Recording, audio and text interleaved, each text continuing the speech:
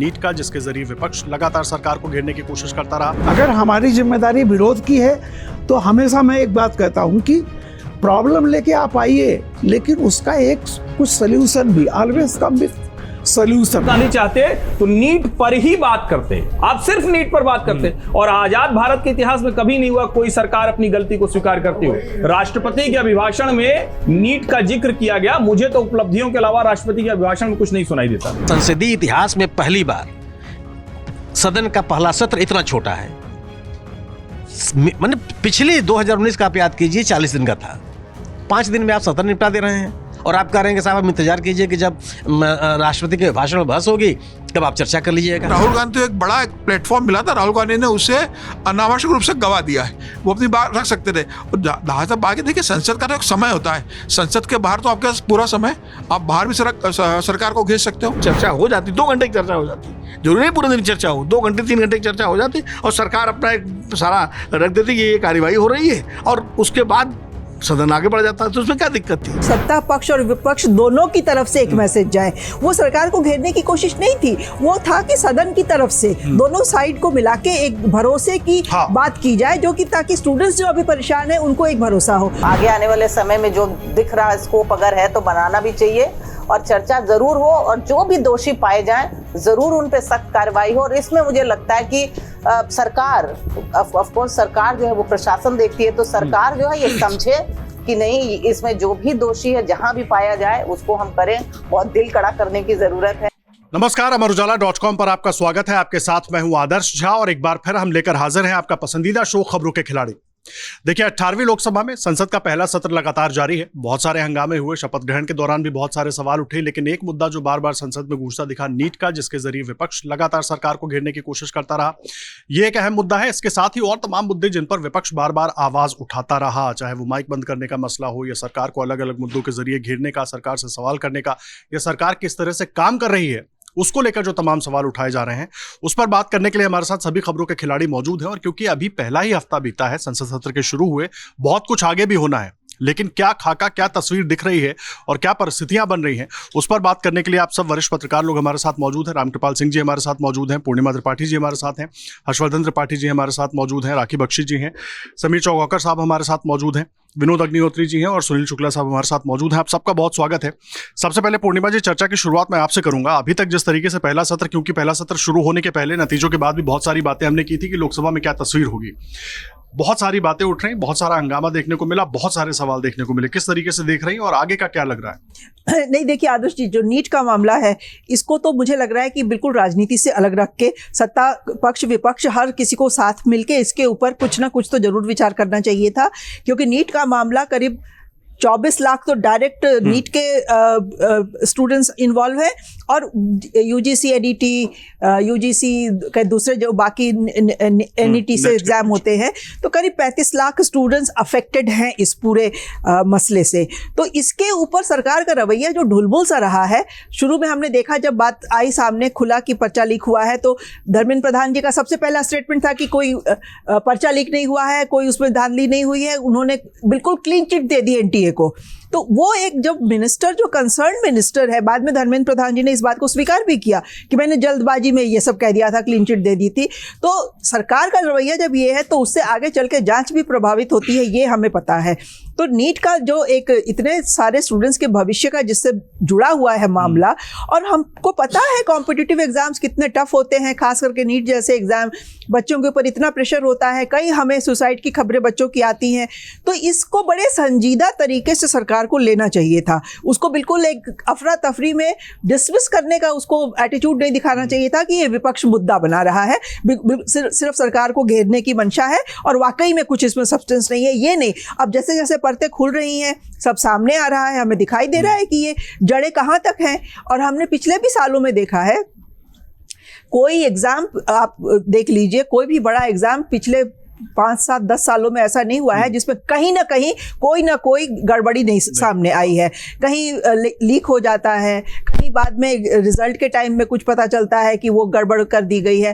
तो ये एक राजनीति से ऊपर का मसला है जिसको कि सरकार को राजनीति से जोड़ के बिल्कुल नहीं देखना चाहिए था। और अगर विपक्ष चाह रहा है कि नीट के ऊपर खुल के चर्चा हो जाए, क्योंकि देखिए सदन एक ऐसा फोरम होता है जहां चर्चा होती है तो लोगों को सरकार की बातों पे विश्वास बढ़ता है, भरोसा बढ़ता है, और जो स्टूडेंट्स हैं जिनकी लाइफ स्टेक पे है फिलहाल, उनको भी एक भरोसा होगा कि नहीं, ऐसा नहीं है कि उनका भविष्य बिल्कुल अंधकार में चला गया है, कोई है जो गलत अगर कहीं कुछ हुआ है तो उसको ठीक करेगा।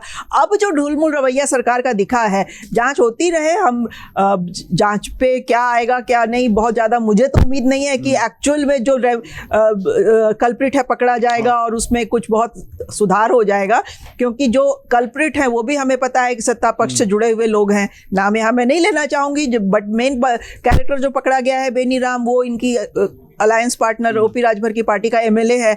और अब जांच में क्या होगा वो हम देखेंगे, लिपापोती होती है या उसमें कुछ वाकई होता है। तो नीट पे अगर सदन चल रहा है, चर्चा हो जाती, सरकार एक खड़े होके देश को भरोसा दिला देती कि इसमें जो है हम बिल्कुल न्याय संगत तरीके से करेंगे, स्टूडेंट्स को घबराने की कोई बात नहीं है, तो एक ये अच्छी शुरुआत होती, अच्छा कदम होता सरकार का, जो कि सरकार ने अपनी तरफ से उसकी पॉसिबिलिटी खत्म कर दी है। इसको राजनीति का मसला बना के छोड़ दिया है, उससे ज्यादा कुछ नहीं किया है। राखी जी आपकी बात पे कुछ कहना चाह रहे हैं? मैं कहना चाह रही थी कि ये बिल्कुल सही कह रही हैं कि राजनीति का मसला बिल्कुल नहीं है, क्योंकि बहुत सारे युवाओं का भविष्य से जुड़ा हुआ है और बिल्कुल सहन गंभीरता से इसको देखने की बहुत ज्यादा सख्त जरूरत है।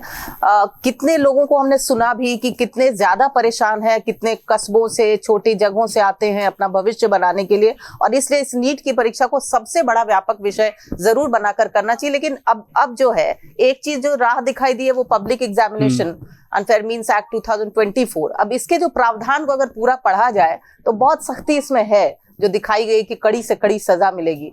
तो लेकिन इस एक्ट को किस तरह से आगे और सख्ती से लागू हो, इस पे काम हो, जिससे कि जो लोग इसमें डरें इससे और समझें कि भाई इसके जो कड़े प्रावधान जिसमें बिल्कुल अंदर जाने की बात भी है, उसको देखा जाए। ये बिल्कुल सही बात है कि बहुत जड़ें इसकी गहरी है और हमें लगता है कि बहुत सारे आयामों को देखने की जरूरत है। और बिल्कुल सही बात है कि राजनीति से परे होना चाहिए, लेकिन उन जड़ें हैं जहां तक भी पहुंच रहे हैं, मुझे लगता है कि जरूर उसको बहुत गंभीरता और सख्ती से अंदर तक भी जाने की जरूरत है। और वहां पे घबराना नहीं चाहिए, क्योंकि अब तो इन्वेस्टिगेशन का विषय बन चुका है। तो इन्वेस्टिगेशन को बहुत ही ऑफ कोर्स फेयर होना चाहिए। इन्वेस्टिगेशन उन सभी लोगों को पकड़े जो इसमें इन्वॉल्व हैं, और जो एक्ट के प्रावधान है उसके मुताबिक भी जिस तरह के प्रावधान बताए गए हैं कि कहां से ये चीज होती है। जैसे इसमें इंजीनियरिंग, कंप्यूटर इंजीनियरिंग का जो पूरा सॉफ्टवेयर का मसला है, तो कहीं आईटी की पूरी जो मदद ली जा सके उसको लिया जाए।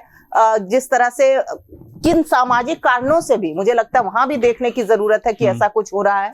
पूरी जड़ को, हर एक आयाम को अच्छी तरह भली भांति देखकर इस पर बिल्कुल काम करने की जरूरत है। और मुझे लगता है कि इस चर्चा को जरूर आगे जगह देनी ही चाहिए, क्योंकि बहुत सारे युवाओं का भविष्य इसमें जुड़ा हुआ है और मुझे लगता है कि इस पे बात होनी चाहिए। ये हम बातें देखिए, नीट तो बहुत अहम मुद्दा है, उस पर बात होनी चाहिए। और रामकृपाल सर, पिछले हफ्ते भी हम लोग चर्चा कर रहे थे तो आपने बहुत सारी बातें विपक्ष की भूमिका पर की थी। अब विपक्ष जब नीट की बात उठाता है तो विपक्ष का आरोप यह है कि माइक बंद कर दिया जाता है राहुल गांधी का, नेता प्रतिपक्ष है राहुल गांधी। ऐसे में सवाल यह है, वो पूरा प्रकरण हम सब ने देखा है, अपनी बात रखते हैं, अध्यक्ष की तरफ से कहा जाता है कि भाई राष्ट्रपति के अभिभाषण में पूरा वक्त मिलेगा।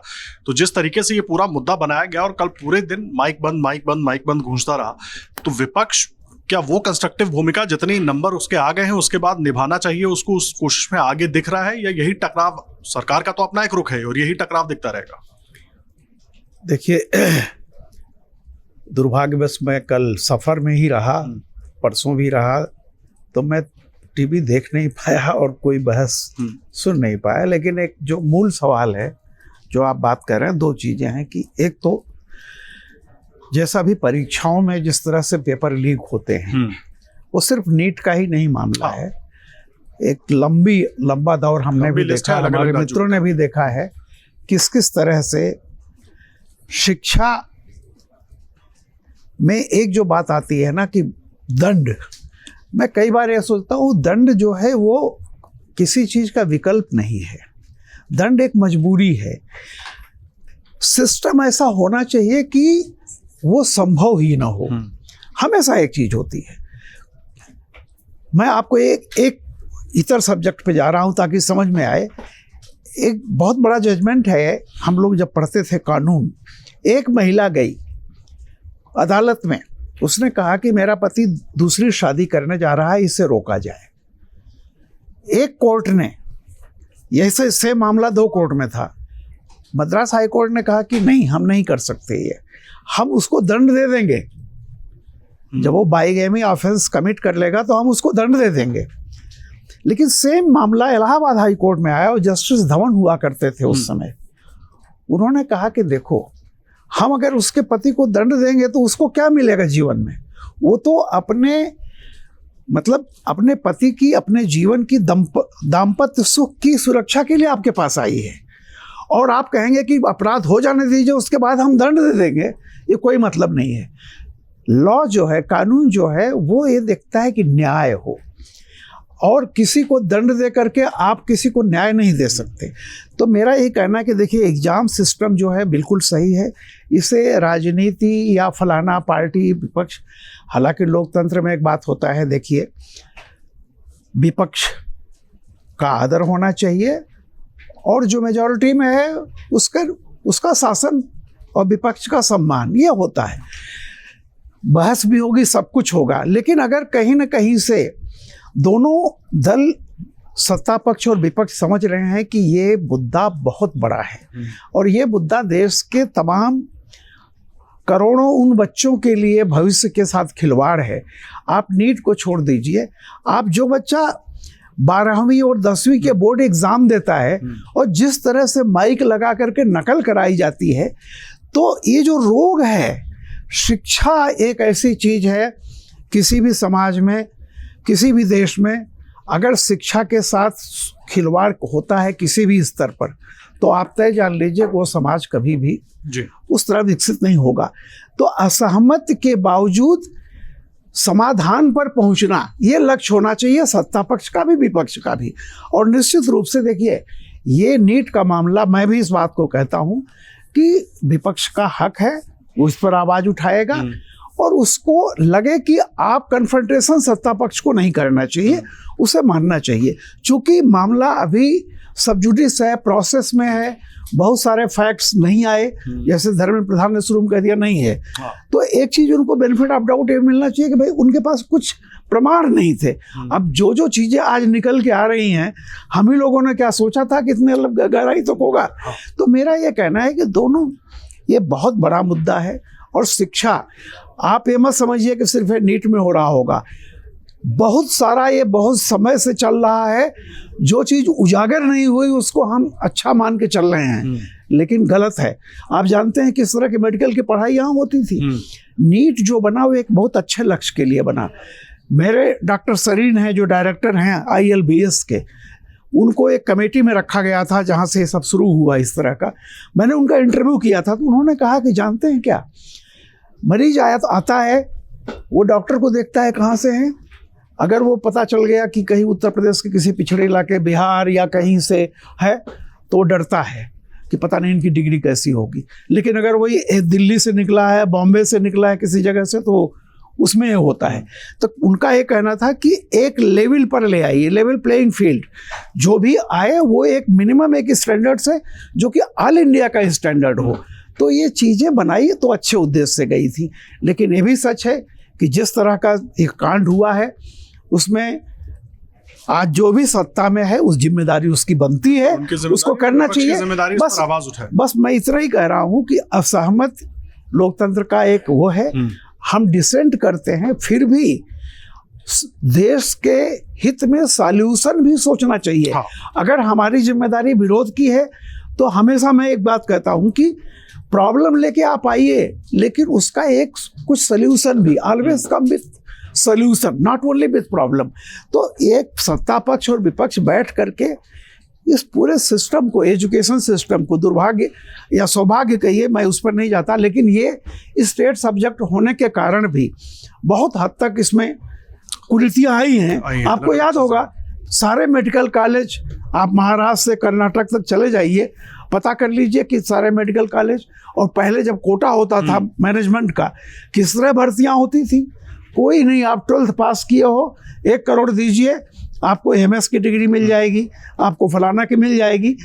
तो ये कुरीतियां होती ये रही। बड़ा महत्वपूर्ण मौका है ना इस मुद्दे पर, जब एक समग्र बहस होगी तो शायद मेरा वही इस पर कहना है बात कि हो इस पर इसको पार्टी लाइन से उठ करके मेरा ये कहना है कि, और मुझे ऐसा विश्वास है कि देर सवेर ये होगा ही, क्योंकि सारे टिकलिस मुद्दे चाहे जितने भी रहे हों, थोड़ा समय लेते हैं, जो आजमाइश होती है कि हम कम नहीं, हम किसी से कम नहीं, तुम किसी से कम नहीं, लेकिन अल्टीमेटली हम कंसेंसस पर पहुंचते हैं और इसका कोई न कोई आएगा हल। और मैं बिल्कुल इस बात पर हूं कि सत्ता पक्ष को इसमें कोई ऐसी भूमिका नहीं निभानी चाहिए ताकि लगे कि अहंकार या जुनून है। ये बात आप कर रहे हैं। Harshvardhan sir, agree to disagree वाली जो सिचुएशन है ना, वो नजर आ रही है पहले ही सत्र में। विपक्ष कह रहा है नीट पर चर्चा हो, सरकार भी कह रही है नीट पर चर्चा होगी, लेकिन कब होगी? स्पीकर का जिस तरीके से उन्होंने ओम बिरला ने कहा कि होगी, आप राष्ट्रपति के अभिभाषण में उस पर चर्चा कर लीजिएगा। विपक्ष आ रहा है कि एक पूरा दिन हम चर्चा को दें। सवाल यह है कि मुद्दा बहुत बड़ा है, लेकिन इसमें कोशिश क्या उस मुद्दे के जरिए मौका तलाशने की भी हो रही है, चाहे विपक्ष की बात करें या सरकार को लग रहा है कि हमारे लिए दिक्कत खड़ी हो जाएगी अगर कुछ और निकल कर आता है तो? नहीं, देखिए, इसमें सबसे पहले तो ये कि नीट में जो कुछ हुआ है वो शर्मसार करने वाला है और इसकी जिम्मेदारी सिर्फ और सिर्फ सरकार की है। इसमें कोई इफ बट नहीं होना चाहिए। पहले तो ये बात बोलने के बाद ही कोई बात शुरू होती है। शिक्षा मंत्री धर्मेंद्र प्रधान को, ठीक है, हाई पावर कमेटी बना दी है, NTA के DG को हटा दिया है। अब जहां जहां से खबरें आ रही हैं और जहां जहां से गिरफ्तारी हो रही है, उनके जो बड़े लोग हैं, क्योंकि आप किसी भी एग्जाम में कुछ हुआ, छोटे नीचे 4 लोग पकड़ लिए, उनको जेल में भेज दिया, कुछ दिन बाद वो छूट गए। हम भी मीडिया के लोग तब पता नहीं करते हैं, फिर जब अगला पेपर लीक हुआ तो हम भी जागेंगे, अचानक हम भी बड़े सरोकारी हो जाते हैं। आमतौर पे हम भी कम सरोकारी होते हैं। नीट का मसला थोड़ा और गंभीर हो जाता है, क्योंकि यहाँ क्या है, सीधे सीधे एक रैंकिंग आपकी ऊपर है तो आपको 1 लाख रुपए में कोर्स हो जाएगा, वहां 1 करोड़ में कोर्स होगा, तो बड़ा फर्क पड़ जाता है। तो वहां भ्रष्टाचार की गुंजाइश है। अब हम ये वाला हिस्सा तो छोड़ ही दें कि कौन से वो माँ बाप हैं जिनको शर्म नहीं आती, जो इतने बेशर्म हैं, बेहया किस्म के हैं कि वो पैसा देकर अपने बच्चे को डॉक्टर बनाते हैं। क्या वो अपना इलाज किसी पैसा देकर डॉक्टर बने बच्चे से कराएंगे? नहीं कराएंगे। लेकिन वो खुद बेशर्म है अपने बच्चों के लिए, तो न तो अच्छे माँ बाप हैं, न समाज के लिए अच्छे नागरिक हैं। लेकिन ये एक पक्ष हो गया, उसको छोड़ देते हैं, क्योंकि वो तो जिसको कहते हैं कि अंदर से किसी के आए तो आ जाए। सरकार को ये बताना चाहिए और सरकार अब तक बताने में विफल रही। अभी भी धर्मेंद्र प्रधान की एक बात बड़ी अच्छी लगी, उसकी प्रशंसा की जानी चाहिए कि शायद कम से कम 20 सालों में, तो मुझे नहीं याद है, इस सरकार में भी कोई मंत्री नैतिक जिम्मेदारी लेते आज तक नहीं दिखा। पिछली सरकार जो UPA के 10 साल की थी, उसमें भी कोई नैतिक जिम्मेदारी शब्द मुझे सुनाई नहीं दिया। हर प्रेस कॉन्फ्रेंस मुझे याद है, उसके पहले का नहीं याद है, हो सकता है पहले लोग लेते रहे हों, अब वो वाला दौर तो नहीं रहा कि त्याग पत्र दें। लेकिन ये नैतिक जिम्मेदारी लेने के बाद आपके कहें कि दबाव बन जाता है कि आप उस नैतिक जिम्मेदारी, जो शब्द आपने बोला है, उसको आप साबित करें। तो सरकार उसको बताए, जो भी गड़बड़ी वो करे। और अब जो स्थिति दिख रही, मुझे लगता है कि नीट का पेपर रद्द ही होना चाहिए। पहले मुझे लग रहा था कि कुछ सेंटर्स का मसला है, तो मैं उस वक्त कह रहा था कि क्यों 24 लाख बच्चों को दोबारा आप एग्जाम दिलाएंगे, और 24 लाख में मुश्किल से 1-1.5 लाख सीरियस होते हैं, बाकी तो माँ बाप का दबाव है, हर को अपने बच्चे को डॉक्टर इंजीनियर बनाना है। तो ये भी एक गजब किस्म का एक साइकोलॉजिकल प्रेशर है इंडियन पेरेंट्स पर, उनके बच्चों पर, वो भी जरा सोचना चाहिए। लेकिन अब ये परीक्षा रद्द होनी चाहिए, पहली बात, और सरकार को इसका जो दोषी है वो बताना चाहिए। ये निकल के नहीं जाना चाहिए कि हमने एंटी पेपर लीक लॉ ला दिया है, बड़ा अच्छा कर दिया, 1 करोड़ कर देंगे, ये कर देंगे, तो ये करने। अब आया दूसरा पहलू, राजनीति वाला। राजनीति तो होनी चाहिए भाई, मैं इस बात से बिल्कुल असहमत होता हूं कि राजनीति क्यों हो रही। अरे भाई, राजनीति होनी ही चाहिए। राजनीति नियम बनाती है, राजनीति देश का नेता तय करती है, राजनीति वो संसद बनाती है जिससे हमें यह गर्व होता है कि हम लोकतंत्र में हमारे पास अधिकार है। गुड पॉलिटिक्स हो या बैड पॉलिटिक्स हो, इस पर चर्चा होनी चाहिए। अब Rahul Gandhi leader of opposition बने, बहुत सुंदर था, मैंने खूब प्रशंसा की। हालांकि 2 ही दिन में कुर्ता छोड़ के टी-शर्ट पे आ गए। अब इस पे बात हो सकती है कि उस परिधान को पहनना चाहिए, नहीं पहनना चाहिए, और परिधान का सीधे लेना देना नहीं होता है। लेकिन मेरा ये मानना है कि लीडर ऑफ अपोजिशन के तौर पर राहुल गांधी को पढ़ लिख के आना चाहिए था। अपनी जिम्मेदारी से चूक गए वो। लीडर ऑफ अपोजिशन को पता होना चाहिए कि राष्ट्रपति के अभिभाषण पर धन्यवाद प्रस्ताव पर चर्चा के पहले कोई और एडजर्नमेंट नहीं आ सकता है, कोई स्थगनादेश नहीं आ सकता है, कोई बातचीत नहीं हो सकती। और उस पर भी उनके पास पूरा समय था कि जितने विपक्षी सांसद हैं सब सिर्फ नीट पर बोलते, सरकार को घेरते, कोई रोकने वाला नहीं था। राहुल गांधी ने विशुद्ध राजनीति की है, बिना समझ की राजनीति की है, इससे बचना चाहिए। ये इन्होंने कहा कि रूल पढ़ के आना चाहिए था कि राष्ट्रपति के अभिभाषण पर चर्चा से पहले कोई चर्चा नहीं हो सकती है। नहीं, रूल बुक में प्रोविजन है, आई थिंक रूल 267 ये अलाउ करता है कि कोई बहुत बड़ा अर्जेंसी का मामला है जो पब्लिक इंटरेस्ट से जुड़ा हुआ है तो उस पर चर्चा हो सकती है, ये रूल में प्रोविजन है। और दूसरी अगर इतना उदाहरण बता देंगे पूर्णिमा जी, इतना नहीं उदाहरण नहीं है, उदाहरण नहीं है, लेकिन उसका प्रोविजन नहीं है, ऐसी बात नहीं है। भाषण पर ऐसे विपक्ष के नेता ने इस तरह का हल्का व्यवहार किया, एक उदाहरण बताइए, मैं सुनना चाह रहा हूं। नहीं, उदाहरण अभी नहीं है, लेकिन प्रोविजन है। मैं सिर्फ ये प्रोविजन है, मैं रूल में प्रोविजन है, अगर सरकार की मंशा हो तो सरकार करा सकती है। इमरजेंसी का भी प्रोविजन कॉन्स्टिट्यूशन में है, लेकिन वो इमरजेंसी लड़ाई के वक्त, किसी स्थिति के वक्त है। इमरजेंसी का आप इंदिरा गांधी की तरह इस्तेमाल करेंगे तो गलत है। कॉन्स्टिट्यूशन हमें ढेर सारे अधिकार देता है, उसी के लिए अच्छी राजनीति और बुरी राजनीति कही जाती है। राहुल गांधी ने जो किया वो बुरी राजनीति है। नहीं, आप परंपरा की दुहाई देते हुए अगर 35 लाख स्टूडेंट्स के भविष्य को उससे कमतर आंकते हैं तो फिर ये तो सोच, ये राजनीतिक बयान हुआ, कमतर आंकते हैं। आपके पास पूरा अवसर था, आप बोल सकते हैं। कम से कम ये बोलते हुए हम लोग नेताओं की तरह बात न करें, पत्रकारों की तरह बात करें। हमें पता है कि हम बोल सकते हैं। अगर विपक्षी नेता तौर पर राहुल गांधी चाहते तो नीट पर ही बात करते, आप सिर्फ नीट पर बात करते। और आजाद भारत के इतिहास में कभी नहीं हुआ कोई सरकार अपनी गलती को स्वीकार करती हो। राष्ट्रपति के अभिभाषण में नीट का जिक्र किया गया, मुझे तो उपलब्धियों के अलावा राष्ट्रपति के अभिभाषण में कुछ नहीं सुनाई देता। ठीक है, देखिए उपलब्धियों के अलावा कुछ सुनाई नहीं देता, लेकिन बहुत सारे मुद्दे। सुनील सर, आपके पास मैं आ रहा हूं। देखिए, राहुल गांधी ने जिस तरीके से अपनी बात रखी है उसको लेकर एक अलग यहाँ पर बहस शुरू हुई, प्रोविजन है कि नहीं है। लेकिन सवाल ये है, विपक्ष के नेता के तौर पर मौका बहुत अच्छा है आपके पास कि किस तरीके से अपनी बातों को आगे बढ़ा सकते हैं। क्या वहां थोड़ी गड़बड़ हो गई केवल राजनीति करने के चक्कर में, या ये इमेज बनाने के चक्कर, सरकार को घेरने की वजह से टेक्निकल? नहीं, सवाल है कि विपक्ष के नेता के रूप में 23 लाख बच्चों का भविष्य का सवाल है, और अगर आप इस पर बात नहीं करेंगे तो किससे बात करेंगे? मौसम पे बात करेंगे। और अगर एक संसदीय परंपरा में, संसद की कार्रवाई में ये प्राविधान है कि आप राष्ट्रपति के भाषण के बहस के दौरान भी आप महत्वपूर्ण विषय उठा सकते हैं, तो बिल्कुल उठाएंगे। इसको आप कैसे कह सकते हैं कि विपक्ष के नेता के रूप में उनकी भूमिका बहुत गड़बड़ थी? आप सोचिए कि एनटीए को लेकर के जब से एनटीए बनाया तब से विवाद का विषय है। एनटीए क्यों बना दिया आपने? एनटीए का कौन से स्टेक होल्डर्स हैं? सीबीएसई बोर्ड इस इम्तिहान कराया करता था। इस इम्तिहान में लगातार गड़बड़ियां सामने आई। आप इस इम्तिहान की बात कीजिए। आप रिजल्ट निकलने के पहले बिहार और गोधरा में एफआईआर दर्ज हो चुकी थी। मंत्री कहता है कि मुझको पता ही नहीं है, और उसने नैतिक जिम्मेदारी ले ली तो बहुत अच्छा काम कर दिया। उसके बाद आप ये देख सकते थे कि जब इम्तिहान हो रहा था, सुदूरवर्ती इलाकों में लोग अपना अपना सेंटर ले रहे थे। आपको चेतना नहीं चाहिए? ये कोई ऐसी बात तो नहीं कि आपको खोज करना है, फॉर्म भरे हुए हैं, सब कुछ ऑनलाइन है, कि अगर कोलकाता में रहने वाला आदमी गोधरा में जाकर इम्तिहान देना चाहता है तो क्यों देना चाहता है? जो इंटीरियर इलाकों में लोग इम्तिहान क्यों देने जा रहे हैं? या क्या शोध का विषय नहीं होना चाहिए था? ये जांचने का विषय नहीं होना चाहिए था? आप इम्तिहान का रिजल्ट देने के पहले एकदम मनमाने तरीके से आपने ग्रेस मार्क दे दिया है। कौन सी प्रतियोगी परीक्षाओं में ग्रेस मार्क मिलता है भाई? और आपने कोई इसका नोटिफिकेशन नहीं किया, किसी से आपने अनुमति नहीं ली, विद्यार्थियों को बताया नहीं, किनको आप दे रहे हैं ये भी आप नहीं बता रहे हैं। फिर आप कहते हैं कि साहब 1600 बच्चों को दिया गया, एक बच्चे को ही क्यों दिया गया? सवाल है ना कि पूरी की पूरी परीक्षा व्यवस्था जो नीट की है वो नीट वो संदेह के घेरे में है, और मंत्री ने दोषियों को बचाने की कोशिश की।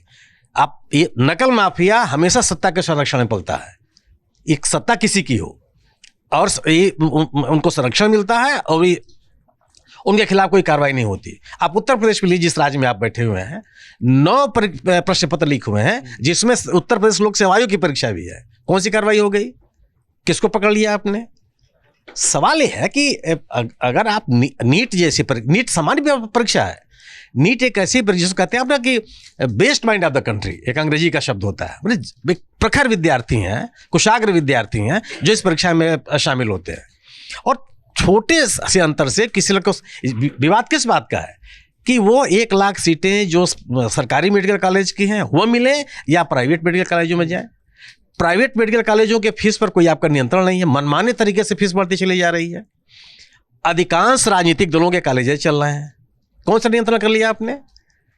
अगर आप मेडिकल की पढ़ाई पे कोई आपका नियंत्रण नहीं, प्रवेश की प्रक्रिया पे कोई आपका नियंत्रण नहीं, विद्यार्थी जो आ रहे हैं उनको जिस तरीके से ये कोचिंग का सिंडिकेट डेवलप हो रहा है उस पर कोई आपका नियंत्रण नहीं, और उसके बाद आप कहें कि साहब हमने नैतिक जिम्मेदारी ले ली।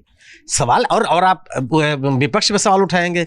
अब विपक्ष के पास ये बड़ा मुद्दा है। आप सवाल तो ये पैदा होना चाहिए ना कि संसदीय इतिहास में पहली बार सदन का पहला सत्र इतना छोटा है। मतलब पिछले 2019 का आप याद कीजिए, 40 दिन का था, 5 दिन में आप सत्र निपटा दे रहे हैं। और आप कह रहे हैं कि साहब आप इंतजार कीजिए कि जब राष्ट्रपति के भाषण में बहस होगी तब आप चर्चा कर लीजिएगा। क्यों कर लीजिएगा? आज क्यों नहीं चर्चा होगी? तुरंत तो क्यों नहीं चर्चा होगी? इसका समाधान तत्काल क्यों नहीं होना चाहिए? आप कल्पना कीजिए कि उन विद्यार्थियों के ऊपर क्या बीत रही है जो परीक्षा पास कर चुके हैं, वेटिंग लिस्ट में हैं, और सवाल होगा क्या? मतलब इस सवाल ही नहीं ना। आप इसका ये तो ऐसे विषय हैं, आप तो युवाओं के साथ मजाक कर रहे हैं, आप पूरी स्वास्थ्य व्यवस्था के साथ मजाक कर रहे हैं।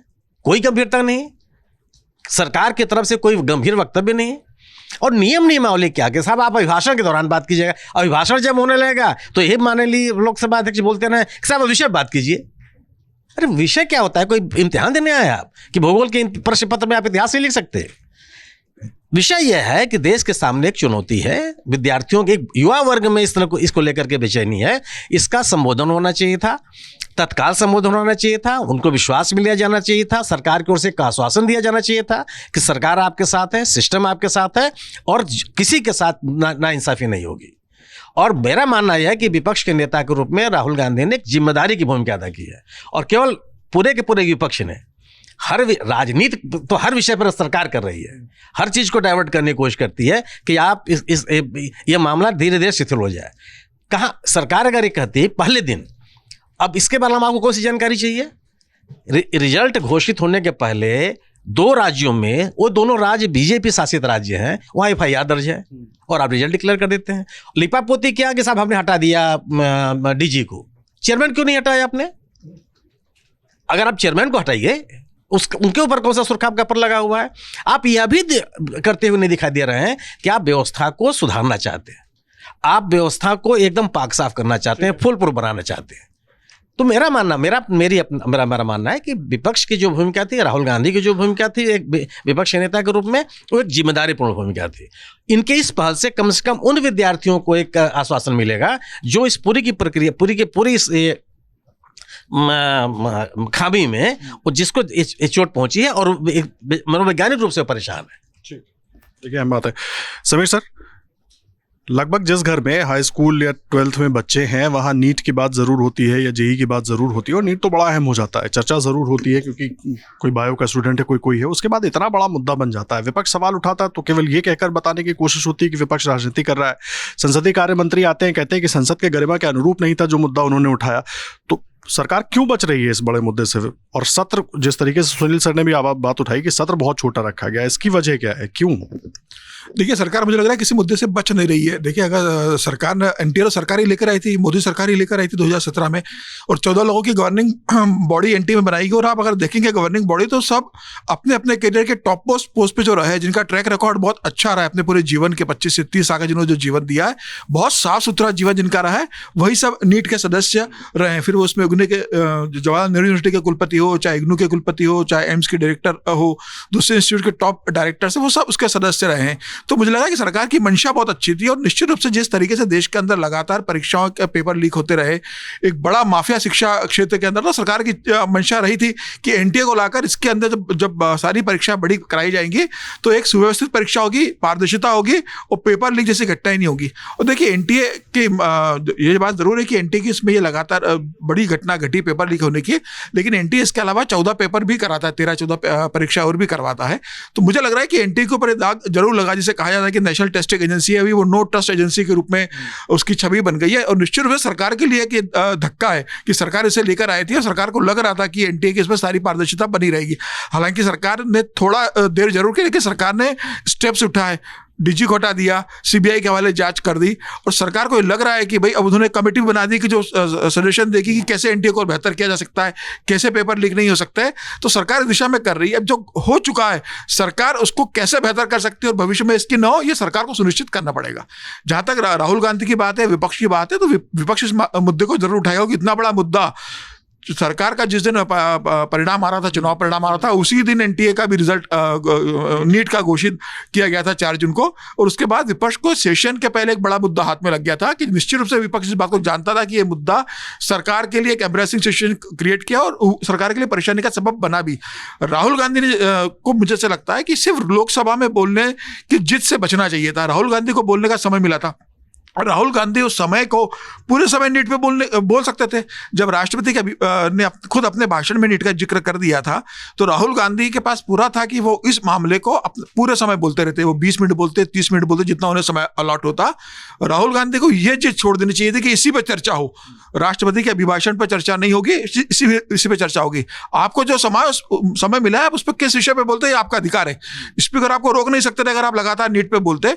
मुझे लगता है कि राहुल गांधी को अपनी बात जो नीट पे कहनी थी, अगर सरकार इस पर चर्चा करती तो भी राहुल गांधी जो कहना चाहते हैं वो इस समय में भी इस बात का जिक्र कर सकते थे और अपनी बात से वो पूरे देश की जनता को, छात्राओं को बता सकते थे कि नीट को लेकर वो सरकार से क्या प्रश्न पूछना चाहते हैं, सरकार को कटघरे में कैसा खड़ा करना चाहते हैं और नीट को लेकर उनका ओपिनियन क्या है विपक्ष के नेता के रूप में। तो मुझे लग रहा है कि राहुल गांधी को एक बड़ा प्लेटफॉर्म मिला था, राहुल गांधी ने उसे अनावश्यक रूप से गवा दिया है। वो अपनी बात रख सकते थे। और जहां तक बाकी देखिए, संसद का तो एक समय होता है, संसद के बाहर तो आपके पास पूरा समय, आप बाहर भी सरकार को घेर सकते हो। ये 4 तारीख का मामला है, 5-6 तारीख से ये मामला तुल पकड़ने लगा था।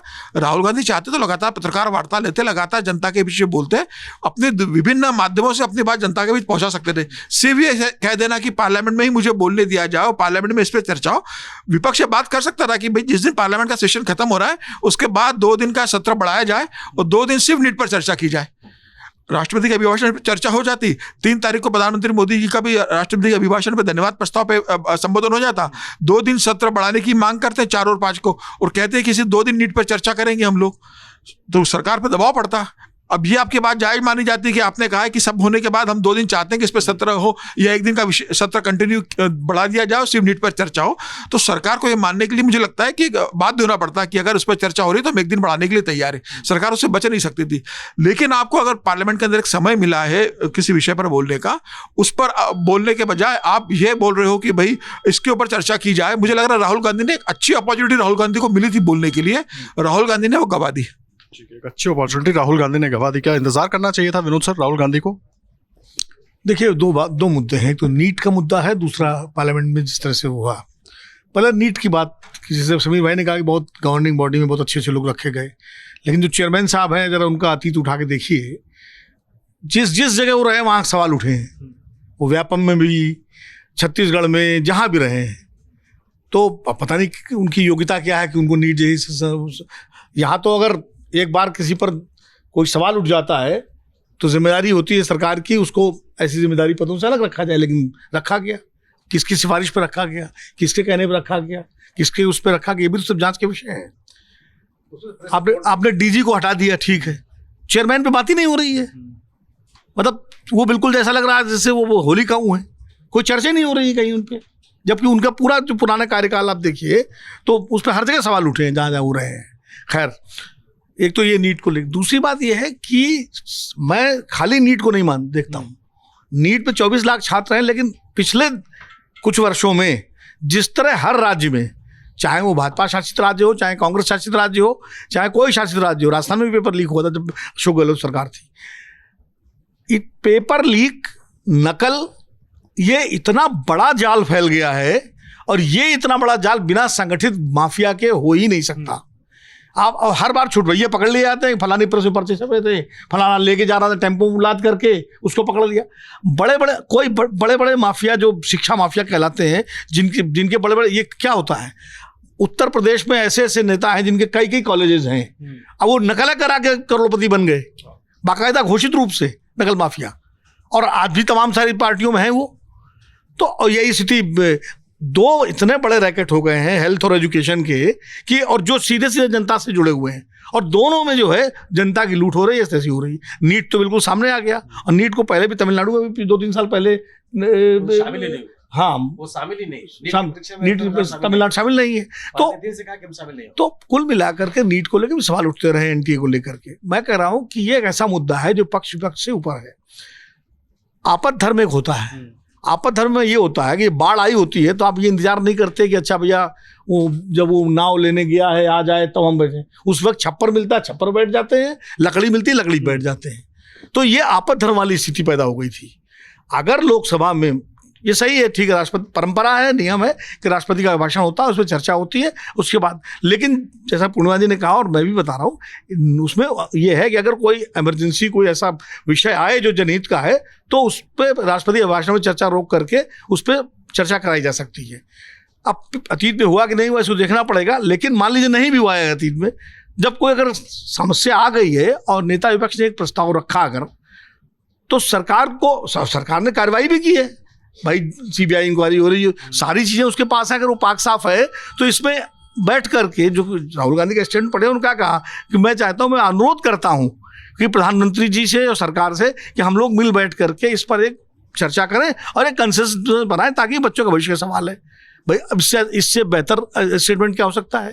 देखिए, राष्ट्रपति के अभिभाषण पर जब चर्चा होती है तो तमाम सारा वो विषय डाइल्यूट हो जाता है, क्योंकि इतने मुद्दे लोग उठाते हैं, हर एमपी उठा, सत्ता पक्ष भी विपक्ष भी, वो फोकस जो चर्चा होनी चाहिए वो फोकस चर्चा जो है जब आप किसी विषय पर बात करते हैं तब फोकस होती है। राष्ट्रपति अभिभाषण पे आतंकवाद भी आएगा, महंगाई भी आएगी, बेरोजगारी भी आएगी, बहुत सारे विषय आ जाते हैं और वो विषय जो है वो डाइल्यूट हो जाता है। इसलिए पहले अगर चर्चा हो जाती, 2 घंटे की चर्चा हो जाती, जरूरी नहीं पूरे दिन चर्चा हो, 2 घंटे 3 घंटे की चर्चा हो जाती और सरकार अपना एक सारा रख देती कि ये कार्यवाही हो रही है और उसके बाद सदन आगे बढ़ जाता है, तो उसमें क्या दिक्कत थी। लेकिन चूंकि ये तय है कि विपक्ष की बात मानी ही नहीं जानी है, तो जब आप तय करेंगे तो किसी विषय पर नहीं मानेंगे। अच्छा, राष्ट्रपति अभिभाषण में 2 दिन बाद बढ़ा लीजिए, तो मतलब बारिश आज आ रही है, छप्पर परसों चला लीजिएगा, ये ऐसा नहीं होता है। ठीक है, अभी राष्ट्रपति का भाषण सोमवार से फिर चर्चा होगी, तो अब अगर विपक्ष चाहेगा तो उस पर बात करेगा। उन्होंने अपनी बात दर्ज कर दी। और रही बात यह है, मैं हर्षवर्धन जी की बात से सहमत हूं कि राजनीति तो लोकतंत्र में होती है, सरकार भी करती है, विपक्ष भी करता है। और राजनीति अगर जनहित के मुद्दों पर नहीं होगी तो नाच गाने पर थोड़ी राजनीति होगी। राजनीति तो जनता से जुड़े मुद्दे पर होती है ना, मनोरंजन पर राजनीति थोड़ी होती है। इसलिए अगर कोई मान लीजिए विपक्ष भी कर रहा है राजनीति, ये सरकार भी कर रही है, बस फर्क ये है दोनों को मिलजुल के ऐसी राजनीति करनी चाहिए कि समस्या का समाधान हो। मुझे लगता है कोई सोल्यूशन कहीं पर निकल कर आए, वो बहुत जरूरी है। जी, अगर ये बात हो रही है कि राष्ट्रपति के अभिभाषण के बाद चर्चा हो जाती, तो जब राहुल विपक्ष के नेता ने सवाल उठाया तो अध्यक्ष जी कह सकते थे कि आप प्रस्ताव कीजिए, अभिभाषण के बाद 2 दिन हम सत्र बढ़ा देंगे, तो वो भी कह सकते थे इस बात को। आप ये कहते हैं कि साहब 2 दिन बाद बढ़ा दी जाती, आप प्रस्ताव रखते हैं, मान लिया और नहीं माना जाएगा तो। दूसरी चीज कि सरकार की तरफ से नीट के विद्यार्थियों के आक्रोश को खत्म करने के लिए कौन से प्रयास किए गए? ये विद्यार्थी जंतर मंतर पे धरना दे रहे हैं, जुलूस निकाल रहे हैं, विपक्ष के नेता ने तो उनके प्रतिनिधियों को बुला करके बात की उनको अपने घर पे। सरकार ने क्या किया? किन विद्यार्थियों से बात की? और अगर आप विद्यार्थियों के आक्रोश को, इन परीक्षार्थियों के आक्रोश को नहीं शांत करेंगे तो कब करेंगे आप? किस बिना बात करेंगे? आपके पास यह समय है कि आप 50 साल पहले घटना की इमरजेंसी की चर्चा करेंगे, होनी भी चाहिए। लेकिन जो तत्काल आपके सामने है, इस देश का कि युवा पीढ़ी, मेधावी विद्यार्थी वो आक्रोशित है, उनको लेकर के आप कोई चर्चा ही नहीं करना चाहते, इस बिना पर कि नहीं पहले आप इस पर चर्चा कर लीजिए। अरे एक कौन सा ऐसा विषय है कि आप 1-2 घंटे बाद चर्चा कर लीजिएगा राष्ट्रपति के भाषण पर? इसको कैसे कर सकते, मतलब इस बिना पर कैसे कर सकते हैं आप? निश्चित रूप से वही अभिभाषण महत्वपूर्ण है, उस पर चर्चा भी महत्वपूर्ण है, लेकिन ये गैर महत्वपूर्ण बात है ऐसा तो नहीं है, उस पर चर्चा होनी चाहिए। तो सबसे बड़ा सवाल यह है कि प्रक्रिया को लेकर के, प्रक्रिया में इसका प्राविधान है और इस बिना पर इसको नहीं टाला जा सकता कि साहब अतीत में हुआ कि नहीं हुआ। अतीत भी झांक लीजिए आप कि हुआ कि नहीं हुआ। और अगर सरकार ये कहती है कि साहब बाद में चर्चा कर लीजिएगा, प्रस्ताव कर देती तुरंत शिक्षा मंत्री, संसदीय कार्य मंत्री, माननीय अध्यक्ष जी के साहब पहले चर्चा कीजिए और आप अगर आप सभी लोग सहमत होते हैं तो 2 दिन हम इस सत्र बढ़ा देंगे। वो भी तो नहीं हुआ। सरकार ये पहल करती हुई नजर नहीं आई कि जो विद्यार्थी आक्रोशित हैं इस परीक्षा को लेकर के जो देशव्यापी आपत्तियां उठाई जा रही हैं उस पर सरकार कितनी गंभीर है। आप कहते हैं मैंने कमेटी बना दिया, उस कमेटी में कौन लोग हैं? इसरो के पूर्व अध्यक्ष को इम्तिहान कराने का कौन सा अनुभव भाई? हैदराबाद विश्वविद्यालय के कुलपति जी को कौन सा अनुभव है परीक्षा कराने का जिसमें आप सुधार करेंगे? सवाल है ना कि अब और उसके बाद आप सोचिए कि यह जो जिसको आप बहुत पवित्र गाय बता रहे हैं, यह प्रवेश परीक्षा नहीं करा पा रही। उसने कहा कि मेरे पास संसाधन नहीं है। विश्वविद्यालयों की प्रवेश परीक्षा आप नहीं करा पा रहे हैं। उसके बाद इम्तिहान के डेट है, परीक्षार्थी परीक्षा केंद्र पे पहुंच गए इसी मेडिकल पीजी के इम्तिहान के, आप परीक्षा कैंसिल कर दे रहे हैं। आप खुद बता रहे हैं कि आप इस लायक नहीं है, आपके पास संसाधन नहीं है, और उसके बाद आप बात भी नहीं करेंगे। मैं आ रहा हूँ बताइए। एक चीज मैं ऐड करना चाह रही हूँ, ये जो सरकार का ये रवैया जो सामने आ रहा है कि विपक्ष इसको मुद्दा बना रहा है अननेसेसरी घेरने के लिए, तो जो सबसे पहला स्टेटमेंट था राहुल गांधी का, उसकी ओपनिंग लाइन ही यही थी कि हम चाहते हैं कि सत्ता पक्ष और विपक्ष दोनों की तरफ से एक मैसेज जाए। वो सरकार को घेरने की कोशिश नहीं थी, वो था कि सदन की तरफ से दोनों साइड को मिला के एक भरोसे की बात की जाए, जो कि ताकि स्टूडेंट्स जो अभी परेशान है उनको एक भरोसा हो। दूसरा, जो परंपरा का जो ये दुहाई दे रहे हैं, तो परंपरा की दुहाई देके आप बताइए, बच्चों के भविष्य का जहाँ पे इतने लाखों लाख बच्चे हैं, तो परंपरा की दुहाई देके आप उसके साथ कैसे उसको कम एक मान सकते हैं? अगर चर्चा करा ही लेते तो इसमें किसका क्या बिगड़ जाना था? मुझे ये नहीं समझ में आ रहा है। तो जो सरकार का रवैया है वो चर्चा से भागने वाला है। लाकी जी जल्दी से। राधा कृष्णन जी की इसरो के पुराने प्रमुख रहे हैं, उनके बारे में लेकिन बता दूं कि स्पेस को जो अभी तक देखा जाता है, या इसरो के बारे में बात हुई कि बहुत दूर की चीज है, ऐसा नहीं है, क्योंकि बहुत सारी चीजों की मैं भागीदार देखती रहती हूँ। कि अब कल ही था कि लैंड मैपिंग में स्पेस का क्या योगदान है, तो किस तरह से स्पेस को अब ये नहीं देखना चाहिए कि वो एक अलग चीज है। तो यहाँ पे अगर कुछ चयन किया जा रहा है, तो मेरा ये मानना है, एग्जाम कराने को लेकर वो बात कर रहे थे।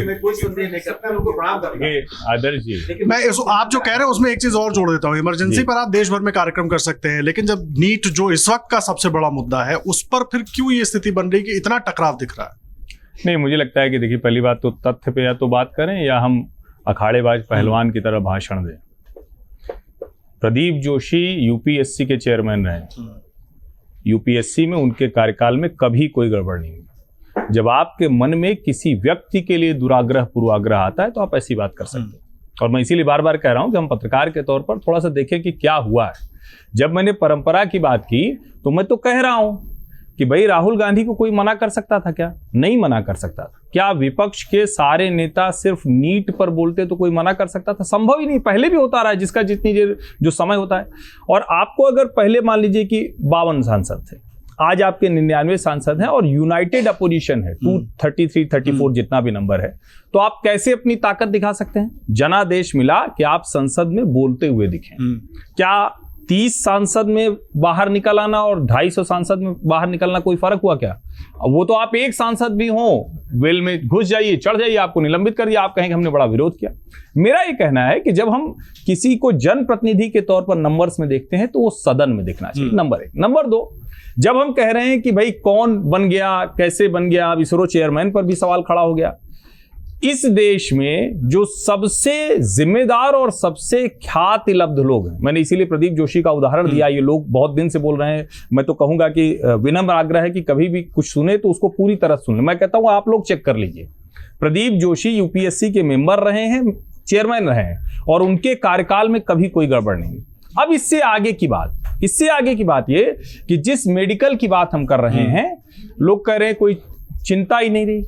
इसी मोदी सरकार में इस देश में जो मेडिकल की सीटें हैं वो 50 से 80% बढ़ गई। एक होती थी मेडिकल काउंसिल ऑफ इंडिया, भ्रष्टाचार का अड्डा रहती थी। इसी सरकार ने उसको दुरुस्त किया, और जब दुरुस्त किया तो राज्यों की भी हिस्सेदारी नेशनल मेडिकल काउंसिल में की। ठीक है, ये उसका हिस्सा नहीं हो सकता। एनटीए के ऊपर ढेर सारे सवाल हैं, उन सवालों का जवाब देना पड़ेगा। और मैंने जो पहली शुरुआती टिप्पणी में कहा था उसमें कोई इफ बट नहीं लगाया था कि ये सरकार और शिक्षा मंत्री को जवाब देना है। लेकिन अचानक हम कहें कि सब ध्वस्त कर दो, सब हटा दो, ये एनार्की से सिस्टम नहीं चलता है। सिस्टम दुरुस्त करने से सिस्टम चलेगा। उस और सरकार को, और इसके लिए विपक्ष दबाव बनाए तो बिल्कुल उसके साथ हैं, लेकिन ये अभिभाषण के साथ हो सकता था, उसके बाद हो सकता था। ये गुंजाइश जो थी उसको खत्म कर दिया। अभिभाषण का इंतजार करना चाहिए था इस मुद्दे पर, या वाकई इस पर जिस तरीके से जो एक्ट दिखा विपक्ष का वो सही है? क्योंकि सबकी बात आप सुन रहे हैं, बड़ा अहम हो जाएगा इसको समझना। मान लीजिए कि ये संसद है, 7 MP हैं, आप ओम बिरला की जगह पे हैं, आपने शुरू में कहा 3 मिनट का अनुशासन मानिएगा, पूरी बहस खत्म होने जा रही है, किसने अनुशासन माना? हमें तो नहीं लगता। ऐसे ही संसद है भाई। अगर हम 7 लोग पढ़े लिखे लोग जनता से चुने नहीं गए हैं, तो अगर हमारा इतना हक है, तो जो लोग जनता से चुने गए हैं, जो वहाँ तर्क रख रहे हैं, उस तर्क को खारिज करना बड़ा आसान लगता है। लेकिन खुद आप अनुशासित होना, और खुद मैं फिर बात कर रहा हूँ, जो मैंने राजनीति की बात की थी, देखिए उत्तर प्रदेश में जाइए तो जानते हैं, किसी से कुछ पूछिएगा, अरे यार ये प्योर पॉलिटिक्स कर रहा है। क्या मतलब है उसका? प्योर पॉलिटिक्स एक गंदा शब्द है, समझिए बात को। हम भी जानते हैं कि रोटी से लेकर के सुबह उठते हैं, सब कुछ कनेक्टेड है उसी पॉलिटिक्स से, ऐसा नहीं है। लेकिन ईमानदारी की बात यह है कि हमारा दिल क्या है। बात वही है ना कि आप चाहते क्या हैं। आपको इसको सेटल करना है कि हम इस बार ज़्यादा संख्या में आ गए हैं, या वाकई ये भावना है कि ये जो देश में हो रहा है, जो उजागर हुआ है, जो चीज़ें नहीं उजागर हुई। शत्रुघ्न सिन्हा एक फिल्म में कहते थे कि चोर वो है जो चोरी करते पकड़ा जाए। अगर चोरी करते नहीं पकड़े गए तो आप कतई चोर नहीं हैं। तो आज की तारीख में, और मैंने देखा है, मैं 70 में मैंने 12th क्लास पास किया था। मैं टीडी कॉलेज में था, वहाँ स्ट्रिक्ट होते थे, आप बिल्कुल नकल नहीं कर सकते। वहीं एक राज कॉलेज होता था, जहाँ वहीं के टीचर माइक लगा के केमिस्ट्री का क्वेश्चन नंबर 1, अब बताओ, राज कॉलेज वाले ज़्यादा पास होते थे, टीडी कॉलेज में फेल होते थे। देखिए, ये शिक्षा व्यवस्था को सब अच्छी तरह से जानते हैं। नीट एक अच्छा प्रयास था, चूक हुई है, सत्ता पक्ष उसके लिए जिम्मेदार है निश्चित रूप से। और जैसा मैंने कहा, लोकतंत्र हमेशा एक बात चलता है। जो लंदन में संगमरमर पर लिखा हुआ है वहाँ की वो संसद के बाहर कि मैं तुम्हारी बात से असहमत हूँ, लेकिन ये वादा करता हूँ कि तुम्हारी अभिव्यक्ति के अधिकार के लिए जीवंत लड़ता रहूँगा।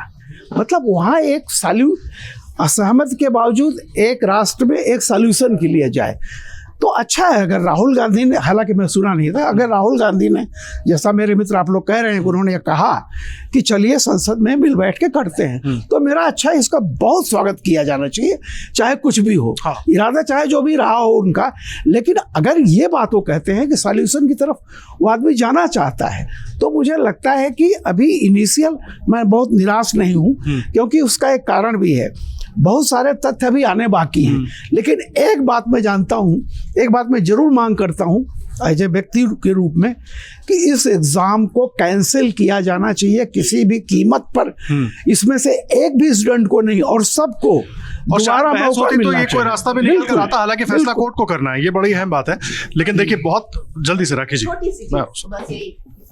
बोलना ये चाहूंगी कि जो ये भंवर है, एक तरह का भंवर, और अगर आप बात कर रहे थे कि अगर ये इमेजिनरी संसद है तो हमें कंसेंसस भी ये जरूर बनाना चाहिए कि इस भंवर को खत्म करना है। और ये बहुत ही दुखदाई है और बहुत बड़ा जाल है ये, और इसको कहीं भी पूरी जो जांच हो रही है पूरी निष्पक्ष होनी चाहिए।